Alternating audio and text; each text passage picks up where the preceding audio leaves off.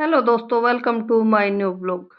आज बनाएंगे जी हम आलू का रायता। नए आलू आए हुए हैं मार्केट में और नए आलू का रायता हो या परांठा की बहुत ही टेस्टी बनते हैं। ज्यादा मिर्च मसाले की जरूरत नहीं पड़ती, इसलिए मैंने चढ़ा दिए हैं आलू। चलिए जी, अब चलते हैं किचन गार्डन में ताजा ताजा धनिया की पत्ती और लहसुन लेने के लिए, और बीच में ही ताई जी को चाय भी दे। ऑर्गेनिक खेती की बात अलग ही होती है। मैंने अपने किचन गार्डन में मेरे घर बर्ताव के लिए कुछ चीजें लगा रखी है, लहसुन धनिया मेथी। और ये देखिए जी, धनिया मैंने चाकू से काट लिया और लहसुन की हरी हरी पत्तियां तोड़ ली। घर की खेती की अलग ही बात होती है। एकदम सुगंधित सामान घर पे लेकर आ गई मैं किचन गार्डन से। आलू गैस पे चढ़ाकर गई थी, कुकर ने भी 4 विशल मार दी। और ये देखिए जी, हमारे आलू भी उबल कर तैयार हो गई है। कुकर गैस से उतारा और गर्म पानी निकाला और गरम गरम आलू छील दिए, क्योंकि अगर ठंडे हो जाते हैं तो छिलका चिपक जाता है। और आजकल तो नए आलू की एकदम पतला छिलका आ रहा, बड़ी मुश्किल से छिलता है। आलू को छीलते ही चमचे से मैश कर दिया। अगर आलू ठंडे हो जाएंगे तो इनमें गांठ रह जाएगी। और रायता बनाना है तो आलू को बिल्कुल मैश कर लिया, तभी रायता अच्छा बनता है। और चलिए जी, अब लोटी सिलोटे पे पीस लेते हैं लहसुन और धनिया।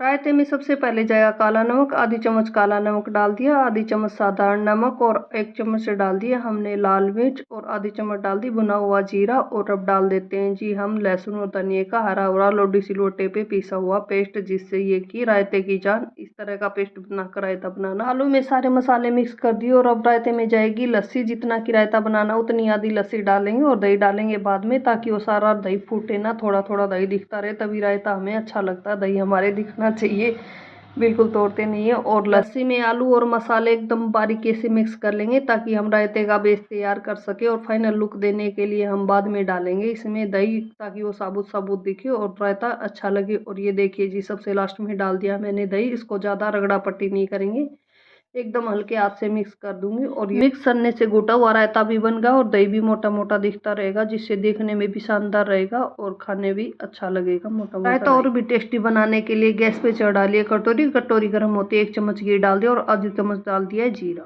जीरा सीखते ही रायते में छोंक लगाकर ढक दिया है, ताकि घी और जीरे की खुशबू जो रायते के अंदर ही समा जाए। और जो कटोरी में घी और जीरा बचा इसी में रायता डालेंगे और ये भी इसी के अंदर मिक्स कर देंगे। बढ़िया सा रायते का फ्लेवर आ गया, जो कि घी में जीरा तैरता वो अच्छा लगता है, बहुत बढ़िया लगता है। लाइक शेयर सब्सक्राइब कर देना और कमेंट सेक्शन में बताना इस तरीके से कौन कौन रायता बनाता है, और बनाता है तो कितना स्वादिष्ट और गजब का रायता बनता हो। और आप भी बने इस तरीके से। अगर नहीं बनाया है तो मैं बता रही हूँ आपको, मेरी गारंटी, स्वादिष्ट इतना रायता बनेगा कि आप खाओगे तो खाते रह जाओगे। और इधर मैंने आटा लगा दिया। सबसे पहले बनाऊंगी मैं गौ माता की रोटी, और गौ माता की रोटी बनाकर लगा देते हैं, क्योंकि हम बास्ती भोग लगाते हैं और फिर वो रोटी गौ माता को दे देते हैं। और उसके बाद भोग लगाते हैं हम लड्डू गोपाल जी का, क्योंकि सारे काम करने के बाद ही हमारी रोटियां बनती है। 2 रोटी अगर गौ माता की निकाल देते हो तो हमारा क्या बिगड़ेगा। गौ माता बहुत ज़्यादा घूमती रहती है, तो इस वजह से 1 से 2 रोटी तो निकालनी ही चाहिए। कौन कौन 1 रोटी निकालता है, मैं तो 2 रोटियां ही निकालती हूँ हमेशा।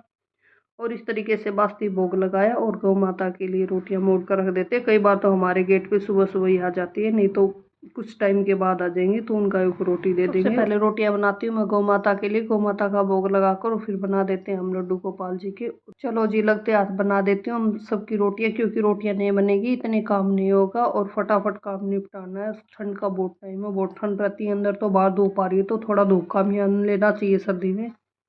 तो इस प्रकार हमने सबकी रोटियां बना दी और सबको रोटियां खिलाने के बाद फिर सबसे लास्ट में नंबर आ जाता है मेरा। और इस प्रकार मैंने मेरा भी खाना लगा लिया। और चलिए जी, अब धूप में चलते हैं, वहाँ बैठ के खाना खाएंगे।